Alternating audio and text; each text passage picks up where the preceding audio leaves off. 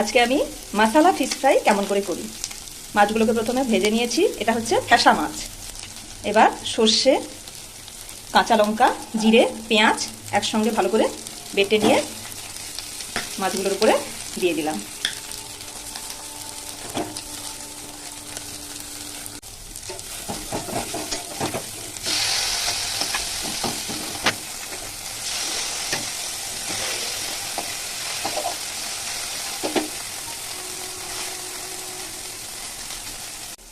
এই যে আমার মশলা ফিশ ফ্রাই রেডি। আমার এই ভিডিও যদি আপনাদের ভালো লেগে থাকে প্লিজ লাইক, কমেন্ট, শেয়ার করবেন।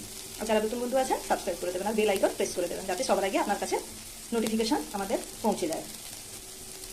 এই মাছ ভাজা খেতে কিন্তু খুবই টেস্টি লাগে, ভালোও লাগে, মশলা দিলে ভালোই লাগে। মশলা ফিশ ফ্রাই রেডি। সবশেষে একটু সরষের তেল ছড়িয়ে দিলাম।